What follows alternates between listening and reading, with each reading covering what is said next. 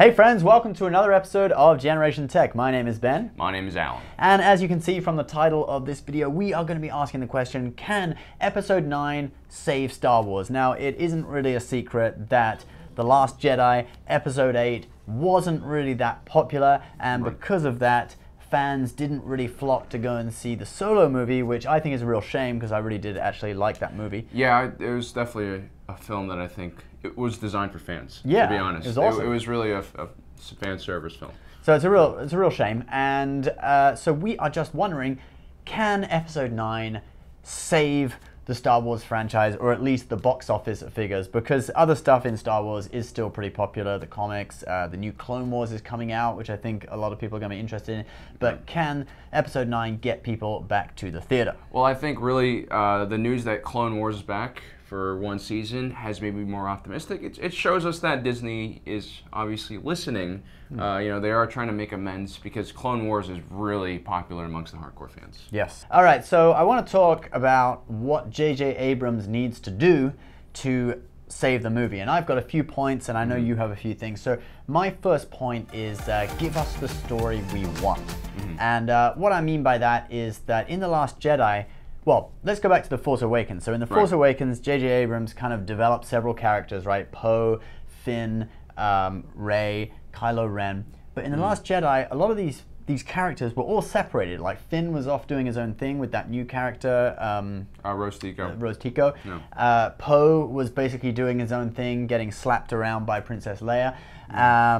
And Rey, yeah, she did kind of interact with Kylo Ren, but you know, basically we didn't see that much interaction between them as a group, and it was annoying. Right, You know? I think it was a big letdown because you know, whether you like J.J. Abrams' Force Awakens or not, I loved it. I thought it was great. Right, I mean, I had some problems with it, but what it did do was it set up Star Wars again, right? It introduced Star Wars to a new generation. It reintroduced the main Star Wars themes, and on top of that, you had some really strong characters. I loved Finn and Poe's dynamic. Hey, what's your name? FN2187.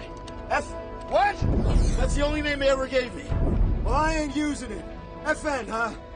Finn, I'm gonna call you Finn, is that alright? Finn. Yeah! Finn and Rey's dynamic. So you're with the Resistance? Obviously. Yes, I am. With the Resistance, yeah. Basically, Finn was just, he was good. He was kind of like a central hub for all the characters to go around. And in this new... We really didn't see the Finn and Poe bromance at all in The Last Jedi. I think they could have leaned on their strengths and continued to develop these relationships. And more importantly, when I watched The Last Jedi, I almost felt like disjointed. It felt like it was an alternative timeline, you know? Yeah. And all the characters were like doppelgangers and like evil versions of themselves. You know, it just things seemed off. Even General Hux just seemed completely different. And what I really want to see is, you know, they have to make a choice, you know, these characters have to make sense throughout the trilogy. So is J.J. Abrams going to bring back kind of his original plan for the trilogy? He's going to try to bring it back to that, you know, plot line, or is he going to continue with what Rian Johnson has done? So that's what I think is important here. I hope he's going to bring back some of his original ideas, but obviously there's going to be things that Rian Johnson has done that mean that he can't do everything he'd originally wanted to do. So it's going to be a big challenge for him. My next point is give us some of the classic characters again. So I was very pleased to hear that Billy D. Williams is coming back to play Lando. He was one of my favorite characters in the original trilogy, certainly one of a lot of people's favorite characters. I'm guessing that maybe he will be leading the allies in the Outer Rim that were mentioned by the Resistance in the last movie, The Last Jedi.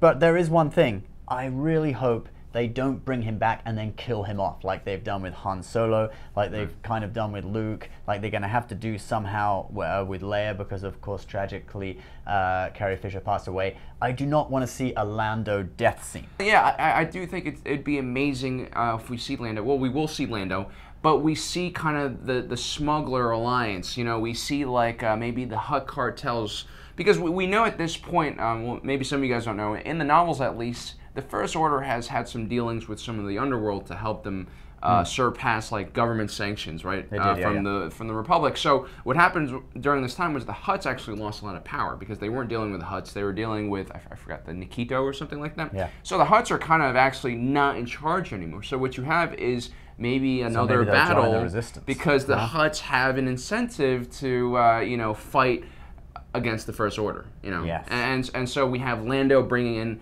the old smuggler alliance that, you know, maybe all of Han Solo's old friends, maybe we'll see them, you know, gathering around talking about him. Because if we see Lando, we might see a little bit, they're going to talk about Harrison Ford. They're going to talk about Han Solo. So They have to.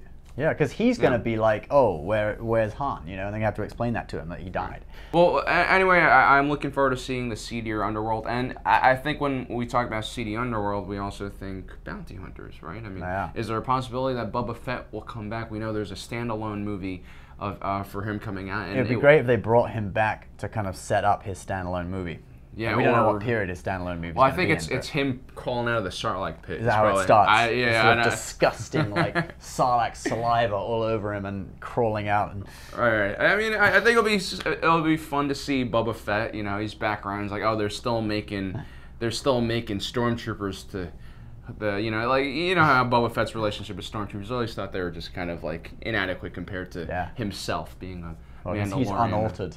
Clone, isn't he? Also, on this point, there's one more thing that I want to see Luke. Now, Mark Hamill recently posted on Twitter an image of an empty cape, empty cloak, and he posted J.J. Abrams casts empty cloak in next installment of popular sci-fi saga or something like that, and people are taking this as a sort of cryptic protest that Mark Hamill isn't in the movie. Well, and to add to that, he's a huge troll, isn't he? He's a huge troll, and to add to that, he's also shaved off his beard, which, you know, he ended the last movie with a beard, so if he's going to come back as a Force ghost or anything like that, he would have to have a beard, right? And he's shaved that off, and filming starts this July, or almost imminently, right? Okay. So people think he's not going to be in the movie. That makes me very sad. I think this would be a huge missed opportunity because, like, you know, we talked about this. Like, Mark Hamill really, like, I think wowed us on screen. Like, his acting skills have progressed so much throughout the years. He did a lot of voice acting and whatsoever. And really, it'd be a missed opportunity not to use more of him. And, you know, whether he comes back as a Force ghost or, I know, it's Star Wars. Who the hell knows? Anything can happen in Star Wars. Maybe he comes back alive. I don't know. If Boba Fett can escape from a Sarlacc pit, if Darth Maul can get chopped in half and come back, yes, I think Mark Hamill can come back as Luke. I mean, it's just for me, like from a financial point of view, from a business standpoint, you know, Luke is the main character of the franchise.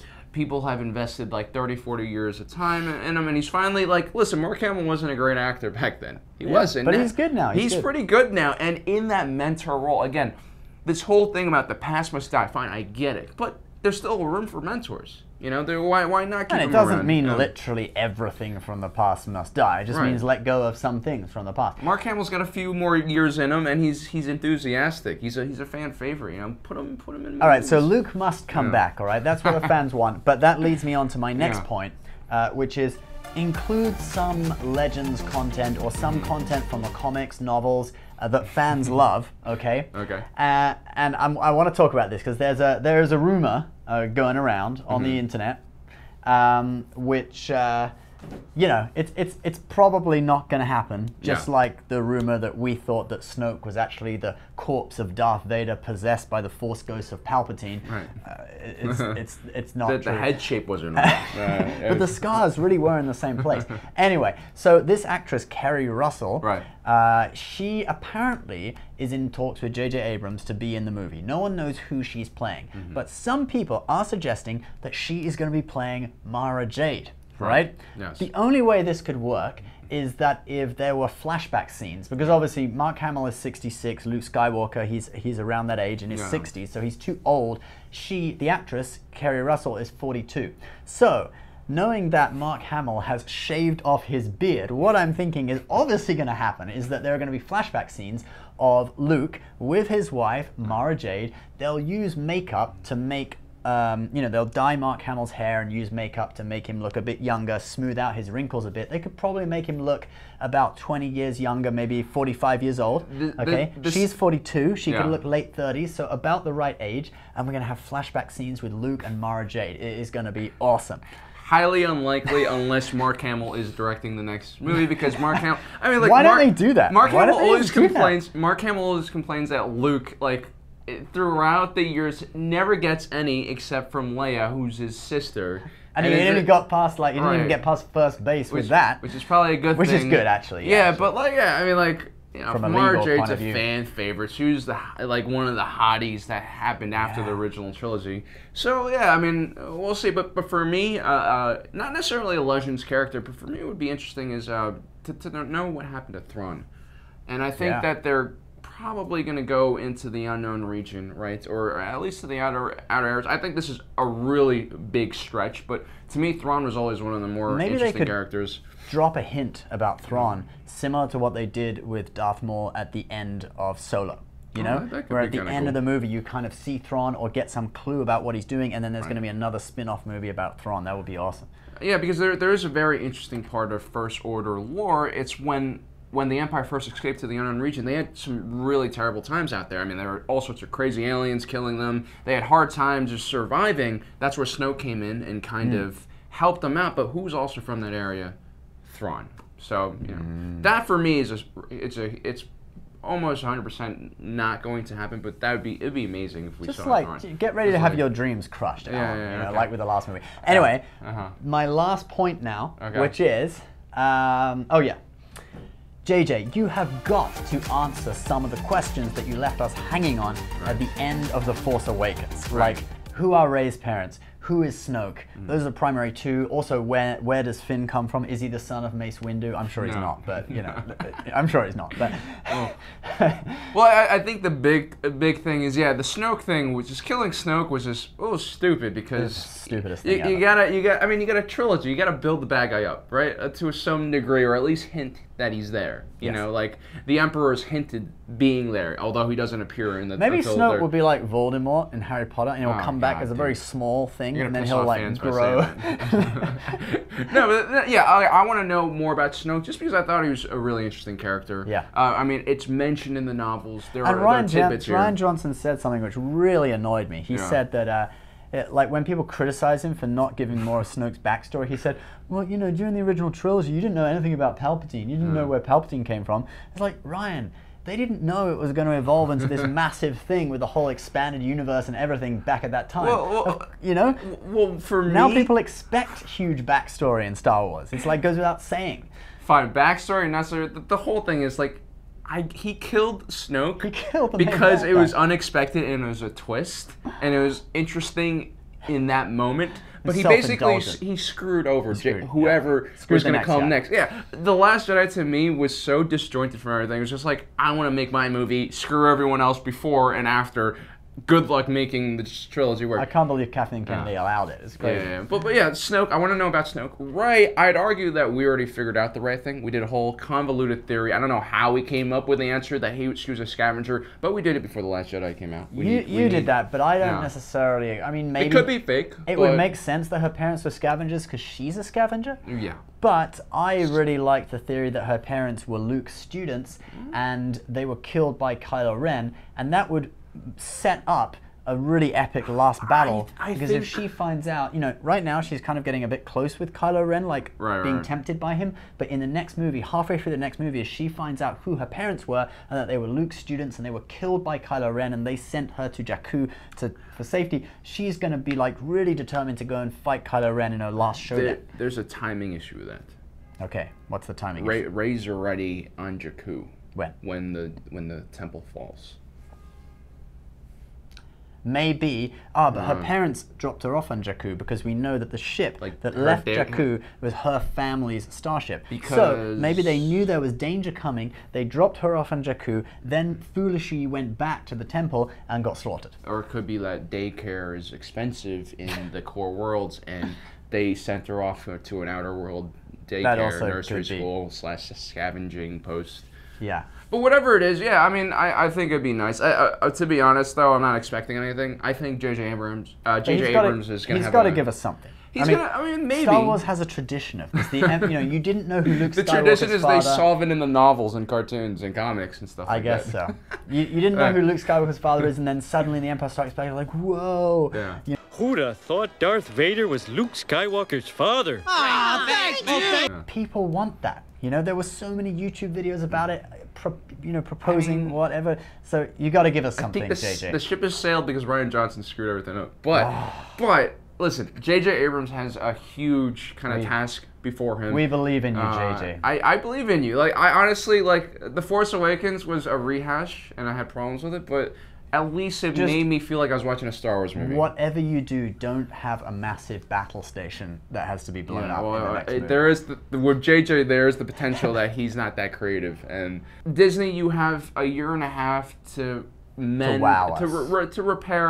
to really repair the bridge. Yeah, exactly. And I think, honestly, the thing that you really should do to really give us more confidence is get rid of Rian Johnson. Yeah, like, don't give him another trilogy. Guys, why not check out some of our merchandise if you want to support humanity first against the alien scum. So when aliens land on Earth, they know. Yeah, they know who's boss. Check out our merchandise rack down below where you can buy these and more t-shirts.